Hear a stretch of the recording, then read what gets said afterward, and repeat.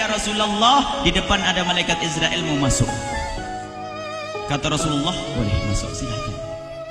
Kemudian malaikat Israel mengucapkan salam, dan setelah mengucapkan salam, malaikat Israel menawarkan, ya Rasulullah, aku disuruh oleh Allah untuk mencabut nyawamu atau membiarkan engkau.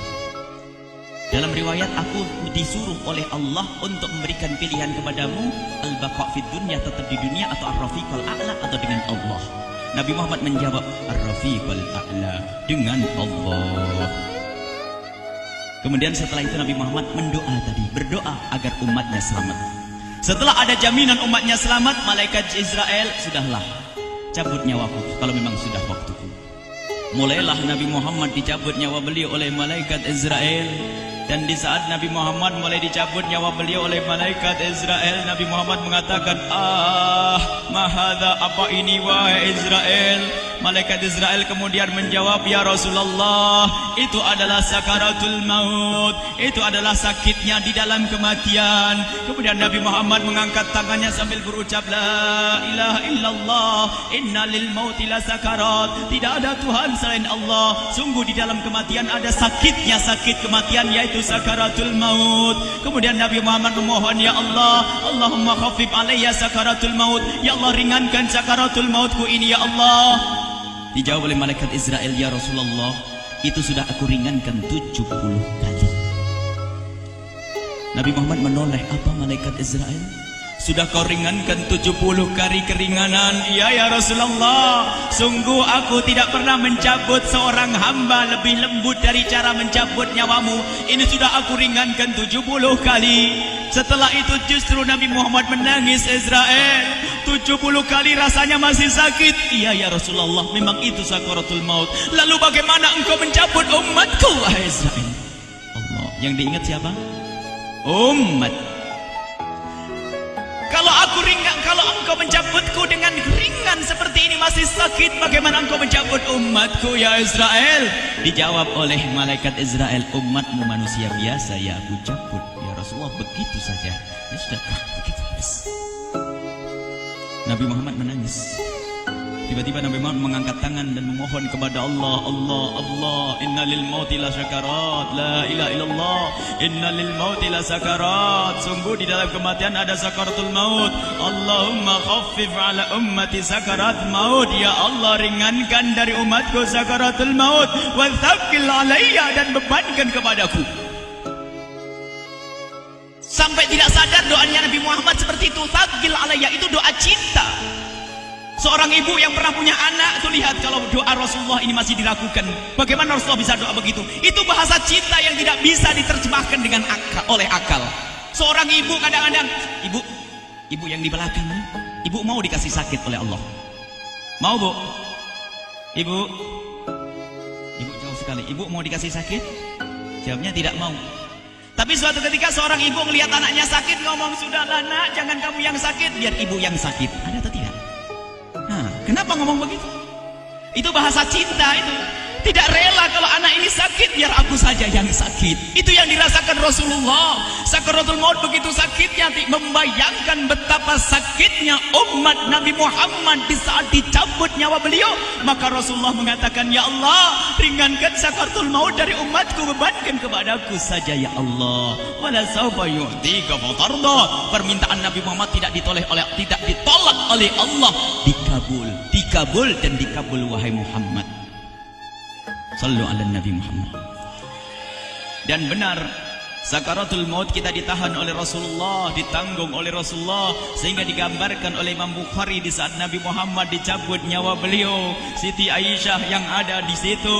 Rasulullah berada di pangkuan Siti Aisyah, yang saat itu Siti Aisyah melihat keringat dingin keluar dari kening Rasulullah. Siti Aisyah tidak pernah melihat keringat keluar seperti itu. Bahkan di saat dipegang kepala Rasulullah, panasnya melebihi dari panasnya orang biasa. Setiap kali ada kain dicelupkan di air, ditempelkan di kening Rasulullah langsung mengering.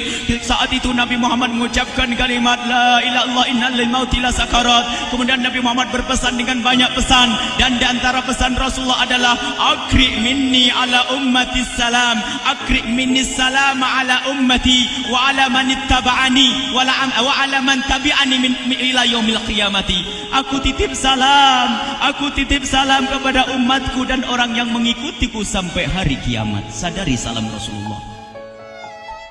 Sebelum meninggal masih ingat titip salam. Salam kepada siapa? Bukan salam kepada siapa-siapa, tapi salam kepada kita.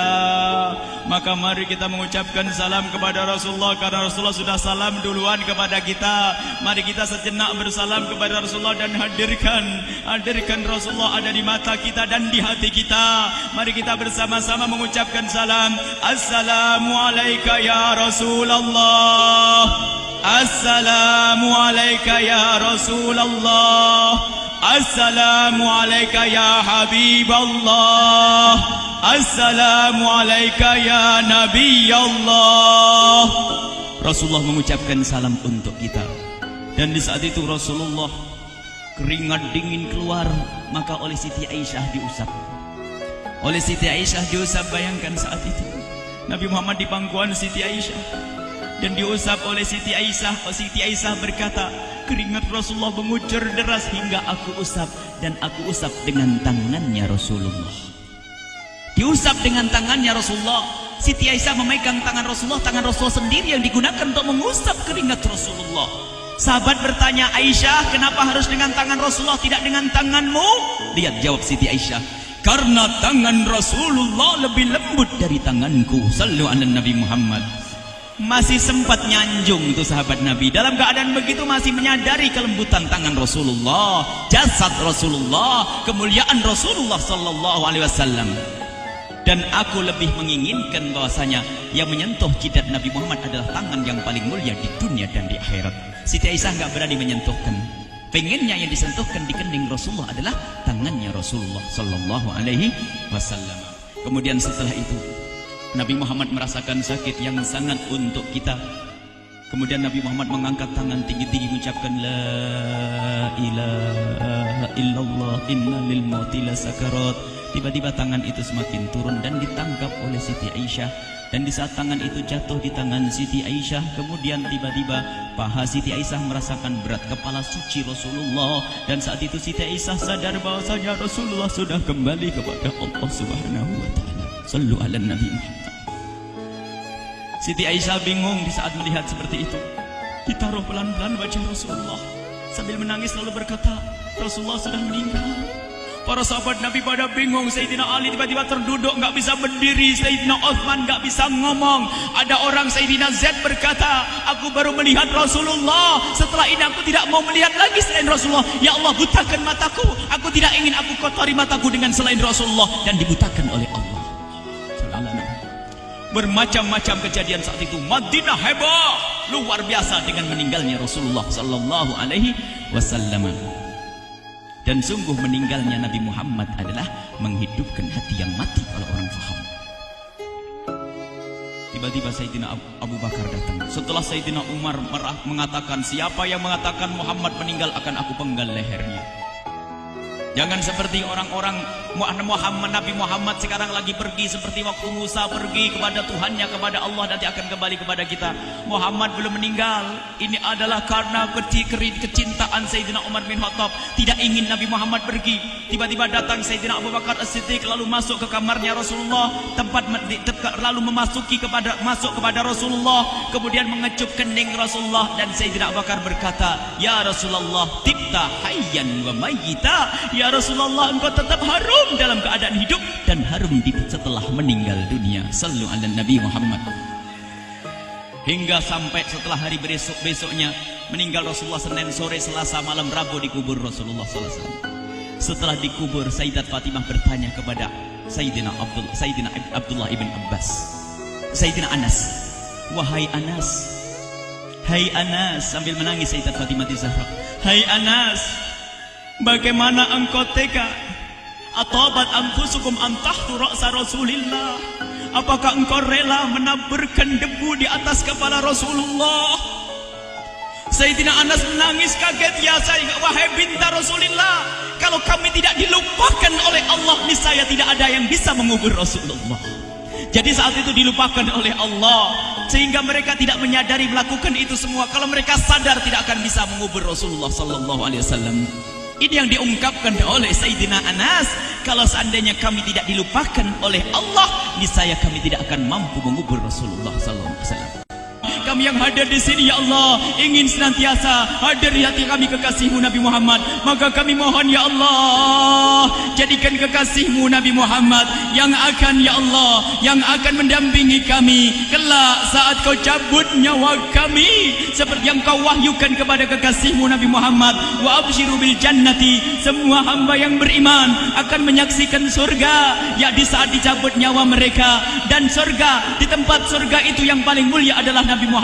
Maka kami mohon, ya Allah, saat Kau cabut nyawa kami, ya Allah, hadirkan Nabi Muhammad di hati kami, ya Allah. Dan kami mohon, ya Allah, saat di alam barzah nanti, ya Allah, saat yang sangat mengerikan itu, ya Allah, kami mohon hadirkan kekasih-Mu Nabi Muhammad, sehingga kami tidak takut dan gentar lagi dengan malaikat mungkar nakir. Dan ya Allah, kami mohon di saat di padang mahsyar nanti, ya Allah, hadirkan kekasih-Mu Nabi Muhammad. Jadikanlah kekasih-Mu Nabi Muhammad yang akan menemani kami dan akan membonceng kami, membawa kami ke telaga Kausar. Lalu kami diberi air minum dari air telaga Kausar hingga kami tidak akan haus selama-lamanya. Ya Allah, jadikan kekasih-Mu Nabi Muhammad yang akan menemani kami di saat kami menyeberang Siratal Mustaqim hingga kami tidak akan terjerumus ke neraka Jahanam. Dan jadikan kekasih-Mu Nabi Muhammad yang akan kami saksikan setiap saat di surga-Mu, ya Allah. Ya Allah, jadikan kekasih-Mu Nabi Muhammad yang senantiasa, ya Allah, kami lihat kelak di surga.